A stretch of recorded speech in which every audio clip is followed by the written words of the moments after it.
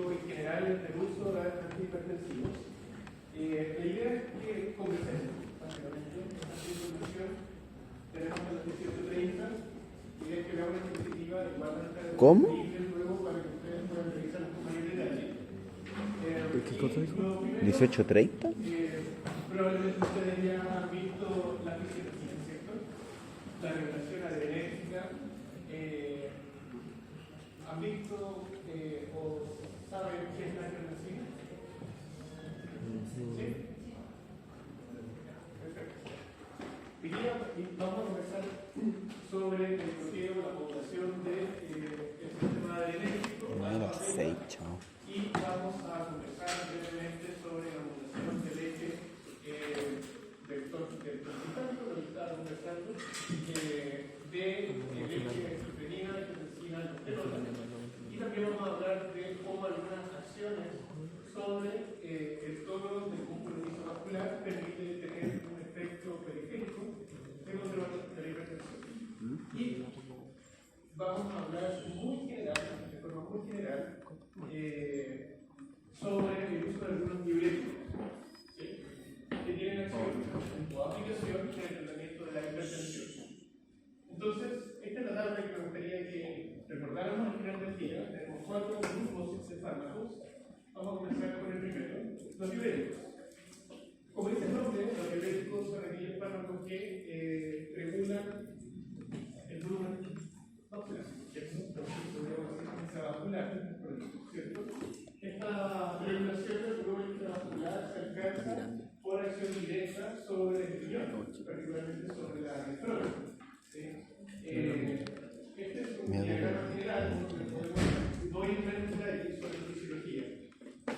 Podemos mirar que está el proceso, ¿cierto? Recordemos que está el túbulo proximal proximal. Luego tenemos un asa de ¿cierto? Luego un brazo ascendente, descendente, y nos encontramos con el tubo contorneado con el distal. Finalmente, tener el tubo código. Si hay detalles de esto, y no vamos a tener tiempo de profundizar, pero les recomiendo después refrescarlo quizás con algún video de YouTube o alguna imagen de Google que es bastante más gráfica que ya tenemos un capítulo sobre el física renal. Entonces, recordando todos estos, quiero que recordemos que existen pasos claves dentro del proceso de filtración, de secreción y de reabsorción. Particularmente, quiero que miremos acá, donde en el brazo ascendente encontramos ciertos cotransportadores que permiten la reabsorción de sodio, potasio y cloruro. Pueden ver ustedes acá que el túbulo distal encontramos una reabsorción tanto de calcio como de sodio, y en la última posición tenemos un efecto importante de la aldosterona, donde no solo ocurre el proceso de reabsorción de sodio, también hay un proceso de pérdida de potasio. Finalmente, hay un arrastre de agua mediante cada vez que hay un movimiento de iones. Bien, dicho eso, vamos a hablar de un grupo de fármacos conocidos como diuréticos diacídicos. Ese nombre viene por la característica química. La estructura química es una tiazida. Ahí viene el nombre de este grupo. Como dice el nombre, estos fármacos regulan el volumen intracelular como diuréticos al actuar bloqueando el cotransportador de sodio y potasio. Es decir, evitan la reabsorción de sodio porque genera una presencia de sodio en el volumen del tubo, ¿cierto? Del túbulo, y eso hace que se arrastre agua. El resultado final es la excreción del 5% de sodio. Tienen varias características. La más conocida es la hidroclorotiazida, que tiene una acción de entre 16 a 24 horas, tiene una alta disponibilidad oral y su, como les decía, su efecto es de larga duración. La acción, por lo tanto, está basada en la reducción del volumen, y esto genera un importante efecto sobre el trabajo del corazón. Es decir, el efecto, su acción primaria es en el riñón, ¿cierto? Pero esto significa una disminución del gasto cardíaco. Paradójicamente, esto es censado a nivel sistémico y permite la reactivación angiotensina. Lo que implica que en algunos pacientes esto tenga un efecto contrario de retención de volumen. ¿Sí? Ahora, si se dan cuenta que este fenómeno que ocurre, porque es una respuesta adaptativa, significa que el diurético por sí solo tiene poca eficacia antirretensiva, pero es una buena estrategia de combinación con otro fármaco antihipertensivo, idealmente bloqueando el sistema de tensión. Segundo, lo que se cree que el efecto antihipertensivo máximo que se alcanza con estos diuréticos diacídicos es a dosis menores que las necesarias para tener el efecto diurético. Y eso se explica probablemente por esta conjugación de efectos o de regulación entre el sistema de orina angiotensina y el efecto directo de diuresis a nivel renal.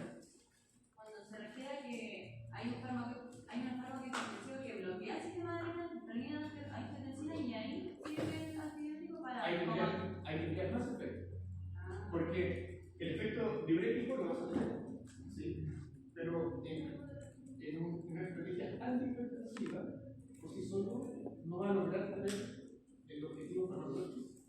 Pero, como es una acción de cambio de volumen por menor gasto cardíaco y activa el sistema de renina angiotensina, es una oportunidad de combinación con algún fármaco que bloquee ese sistema, que no va a ver más adelante. Por lo tanto, puede existir una mayor eficacia antihipertensiva, utiliza el diurético diacídico, con un bloqueador del sistema de renina angiotensina.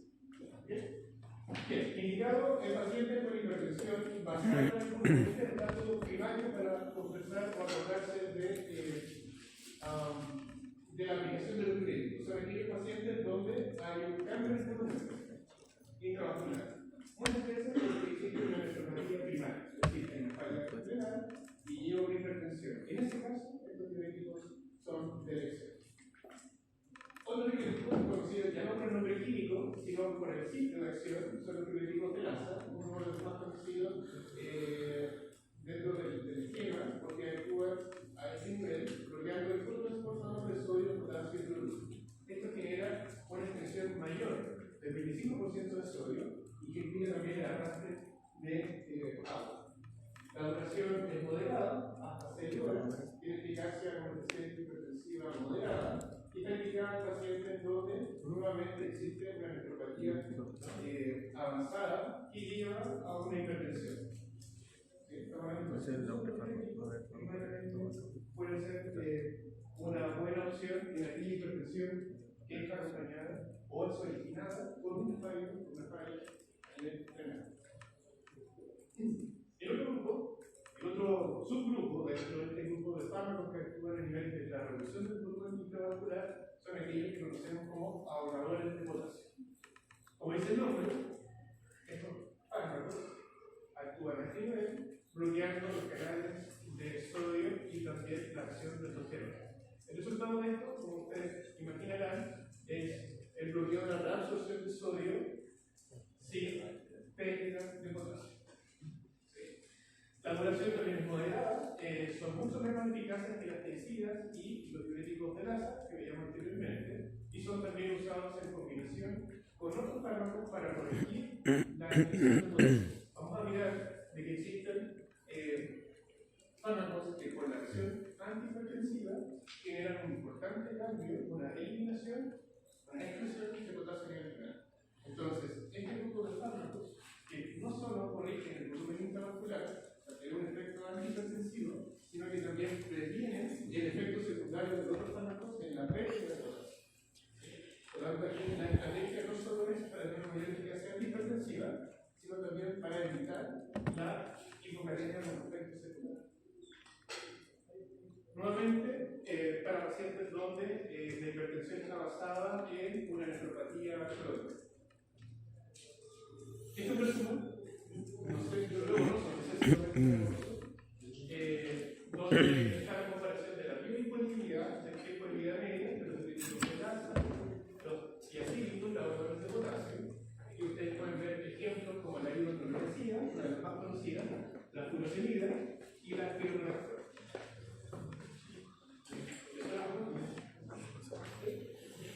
Por otra parte, para que después lo vean con más calma, existe el resumen de los sitios de acción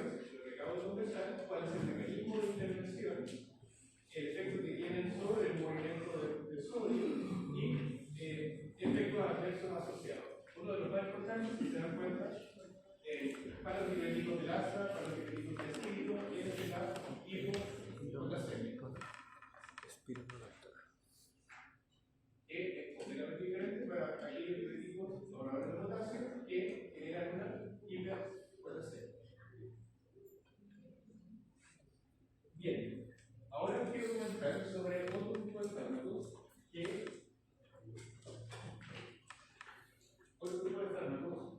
son mucho más diversos respecto a su situación y también diversos en los efectos adversos que pueden tener. Este grupo de fármacos son los que regulan el tono simpático. En términos generales, si yo activo el sistema simpático, ¿qué efecto tengo sobre, por ejemplo, el corazón?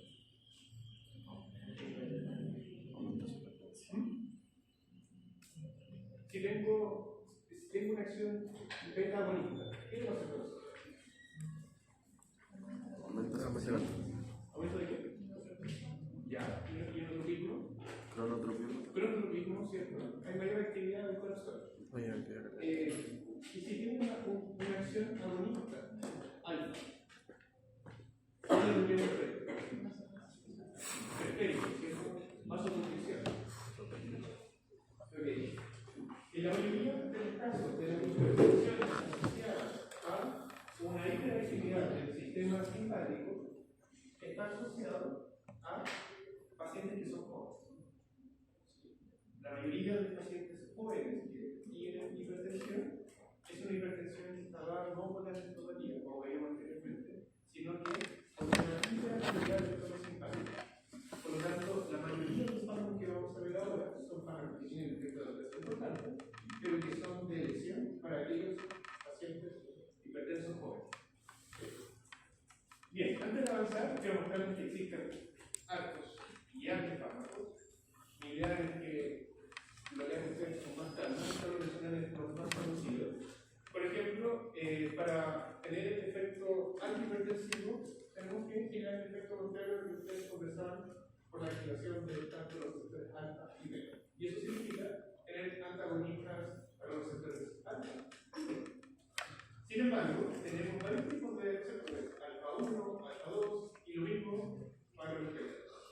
Entonces, no da lo mismo tener un fármaco que bloquee un receptor alfa 1 o alfa 2, o que bloquee el alfa y el beta, o que bloquee el alfa del beta 2 y no el 1. Y la idea no es confundirlo, pero pensar de que si uno abre un libro va a encontrar una variedad de fármacos, pero solo en ciertas condiciones uno es mejor que otro. Bien, entonces, para recordar, el bloqueo de los receptores beta mecanísticamente significa que se apaga una señalización mediada por receptores acoplados a proteínas G. Hay un cambio importante en los eventos mensajeros, como son los niveles cardiolíticos, que permiten la emisión de la entrada de calcio a través de canales de la membrana plasmática. ¿Por qué lo digo? Porque aquí vamos a encontrar el efecto de acción de proteínas que se cruza con la regulación del ingreso intracelular de calcio. ¿Sí? Van a existir los fármacos que vamos a ver ahora que regulan directamente canales que ingresan calcio. Dos acciones diferentes, pero comprarlo finalmente un segundo mensajero al calcio intracelular. ¿Por qué? Porque el aumento de calcio intracelular significa un aumento de la conducción, un aumento de la contracción y frecuencia cardíaca. Por lo tanto, un beta bloqueo, un beta 1 bloqueo, significa a través de específico bloquear la actividad de los canales de calcio en la membrana, disminuyendo el calcio intracelular y por lo tanto teniendo una menor acción o disminuir el trabajo de la función cardíaca. ¿Sí? Ok, entonces, los antagonistas beta 1 tienen un efecto temprano y un efecto a largo plazo. Como ustedes imaginarán, el efecto temprano tiene que ver con la acción que acabamos de describir. Es decir, a nivel cardíaco puede generar un efecto crónico y a nivel del riñón, menor secreción de renina. ¿Cuántos acá recuerdan qué es renina? ¿Lo han visto? Sí. Excelente. Entonces, voy un poquito más rápido. Entonces, esto es relevante porque el beta-antagonismo tiene una acción temprana sobre el corazón y también sobre la secreción de renina a nivel renal. Por lo tanto, eso significa que el beta-antagonismo puede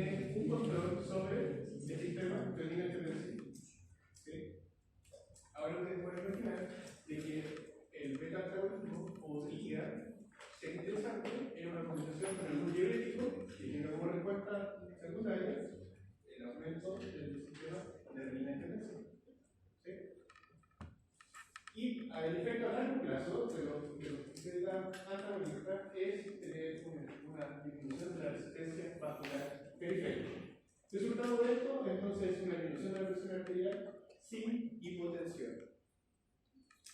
Tengan eso en mente, porque vamos a mirar que los antagonistas generan una disminución de la presión arterial con cuadros de hipotensión. ¿Ya? Entonces, estos fármacos generan disminución de la presión arterial sin hipotensión, y dentro de los efectos adversos dados del bloqueo de los beta-1 es que generan trastornos metabólicos. Es decir, no da lo mismo dar un propanadol a un paciente obeso hipertenso que a un paciente hipertenso no obeso. ¿Por qué? Porque en el paciente obeso el incremento de los triglicéridos o la disminución de los niveles de HDL pueden jugar contra en el tratamiento. ¿Sí? También genera hiperglicemia, sedación, impotencia, en algunos casos depresión y broncoconstricción. Entonces, tampoco es buena elección aquel paciente que puede ser asmático y tiene hipertensión. ¿Okay? Indicado, no son usualmente utilizados como el tratamiento inicial, como les comentaba, pero sí son relevantes en las líneas de hipertensión que están asociadas a trastornos de cardiopatías. ¿Sí? Porque como baja la presión cardíaca, podemos tener un efecto doble controlando el corazón y también a largo plazo la resistencia periférica. Y como les decía, están eficaces principalmente en pacientes jóvenes. Miremos la evidencia. Tenemos un grupo particular de antihipertensivos que bloquean la respuesta alérgica, que son mixtos. Son antagonistas para los receptores alfa-1 y beta-1. Como dice acá, y conversamos anteriormente, el antagonismo beta-1 se mantiene, disminución de la frecuencia cardíaca, del gasto cardíaco, pero se le suma la disminución de la resistencia vascular periférica, que es lo que conversamos anteriormente. Y esto significa que hay un pequeño problema, porque la acción si bien genera un efecto final de control de la hipertensión, puede, en algunos casos, ser solo útiles en emergencias hipertensivas. ¿A qué me refiero con esto? De que eso es un fármaco que tiene una acción tan importante sobre el control de la presión arterial que, a menos que lo utilicemos a largo plazo, si queremos un efecto a corto plazo, tiene que haber de por medio una alta hipertensión, o sea, una alta presión arterial, para poder tener este efecto simultáneo, alfa 1, beta 8. Y también, estas en ausencia no generan una respuesta refleja, cardíaca. ¿Por qué? Porque existen los antagonistas alfa 1, somos, están combinados con beta, que generan la disminución de la resistencia periférica, pero pueden generar una taquicardia en el que es un efecto adverso preocupante en nuestra condición. Entre ellos tenemos a azocina, a doxazocina, que son los más conocidos, y por otra parte tenemos algunos fármacos que ya no actúan sobre el receptor sobrealimentar, sí sobre la sensación adrenérgica, pero actúan sobre aquellos receptores generando un agonismo alfa-2.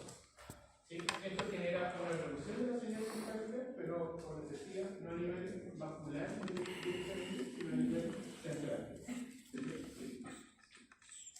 Y aquí tenemos a levodopa y clonidina. ¿Cuál es la relevancia de utilizar este grupo de fármacos si actúan a nivel central, produciendo, por ejemplo, la disminución de la frecuencia cardíaca y del tono vascular y la contractilidad? De que son fármacos que, por ejemplo, en el embarazo se pueden utilizar.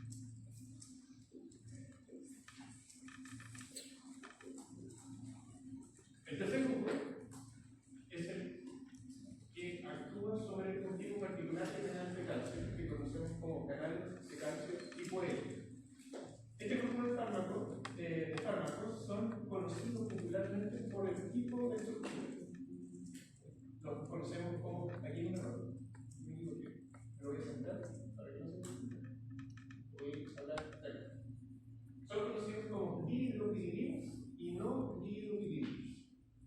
Entonces, los bloqueadores de canales de calcio tipo L químicamente se pueden ocupar como dihidropiridinas y no dihidropiridinas. Esa característica hace que actúen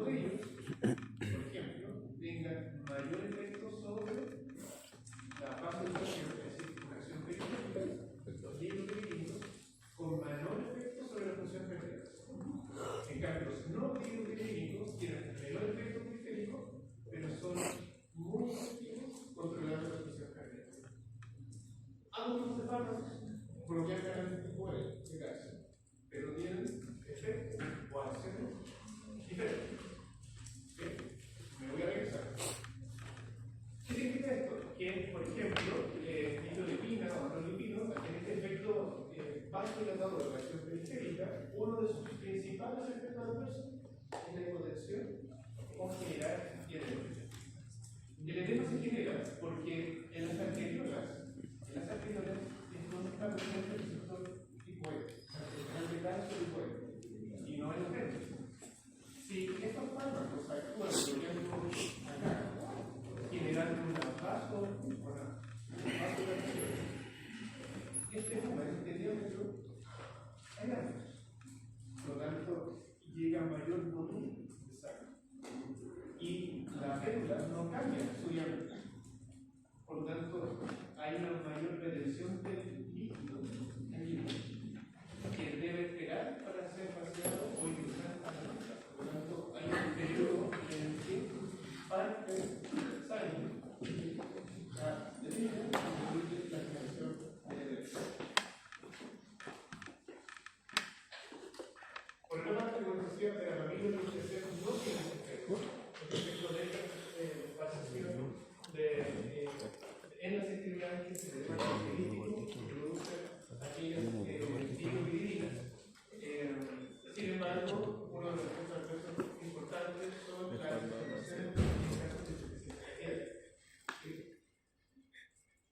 Dentro de las ventajas, como les decía anteriormente, de estos fármacos es que tienen una buena flexibilidad y les permite combinar con otros fármacos y no tiene acción sobre la pérdida de electrolitos. Tampoco tiene un efecto como los beta bloqueadores sobre los niveles lipídicos y está asociado de que pueden disminuir los eventos cardiovasculares.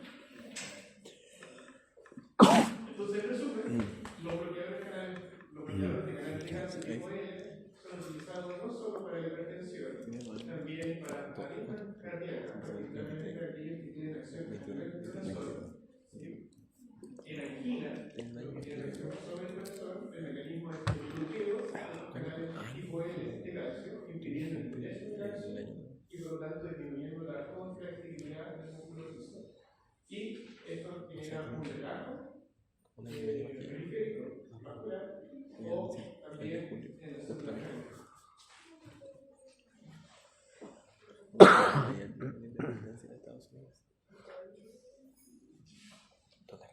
Bien, vamos al segundo grupo de aquellos fármacos que regulan los canales o la sensibilidad. ¿Cuántos grupos eran? De esta wea. Los activadores de los canales de potasio son fármacos de mecanismo poco entendido. Dentro de ellos, los más característicos son minoxidil y la hidrazina. Generan o son importantes vasodilatadores arteriales. Y uno de los efectos adversos más importantes que se ven en el tratamiento con minoxidil es la inhibición refleja, la reducción de sodio y agua. Aquí yo le hago una pregunta: ¿es un fármaco útil tanto dentro de la hipertensión si tenemos efecto adverso? ¿Qué significa la taquicardia refleja? ¿Cómo? Buena pregunta. ¿Taquicardia refleja? ¿Qué significa la taquicardia refleja? Que se bajó tanto el... ¿cómo se llama esto? Se me olvida el nombre, la presión. Que el cuerpo compensa con taquicardia. Claro, aumenta la actividad refleja del corazón. Entonces, en esa condición, Eso debería ser como en un que se caso sube la grave. retención de agua y de sodio, ¿es un fármaco de preferencia para el tratamiento de la hipertensión? No. Muchos de estos fármacos fueron los primeros que se desarrollaron, los primeros en la clínica, pero en la medida que se fueron desarrollando los otros grupos, se fueron dejando de lado. Sin embargo, el minoxidil aún se utiliza, y se utiliza principalmente en aplicaciones para la regeneración del cabello. O sea, a pesar de que tiene su origen en el tratamiento con vasodilatador importante, es probablemente su mayor uso es en el tratamiento del cabello. Sandra no lo toma. Y bueno, lo más importante es que cada uno de estos efectos adversos se guarda a este grupo de fármacos solo cuando necesito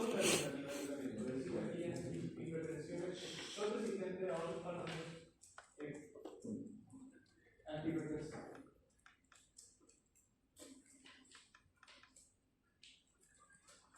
Bien, el último grupo, probablemente la migración actual, el que tiene un perfil mucho más pleiotrópico de acción, son aquellos fármacos que actúan modulando el sistema renina-angiotensina-aldosterona.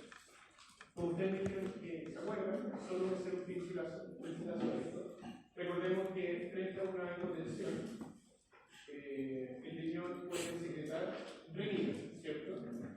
Y renina es una enzima, es un péptido, un ligando, que es una enzima, ¿cierto? Y esta enzima tiene un sustrato. Angiotensina, que es secretado particularmente por el hígado. La renina lleva esto generando angiotensina 1, luego la enzima convertidora de angiotensina, ECA, ¿cierto?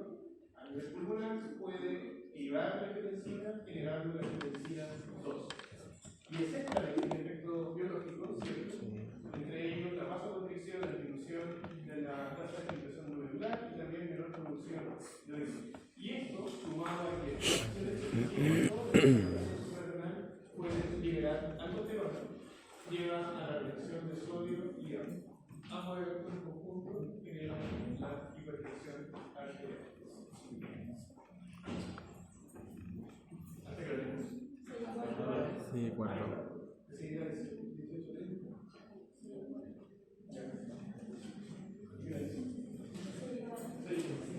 Perfecto. Vamos a hacer el cierre entonces.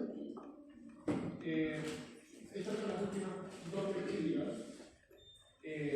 Van a estar arriba de la plataforma. Lo que quiero que ustedes tengan en consideración son los efectos que generan sobre el corazón, cuáles son sus indicaciones, el efecto adverso, la producción de tos, ¿sí? Y que este efecto adverso, en algunos casos, genera la posibilidad de utilizar otros fármacos como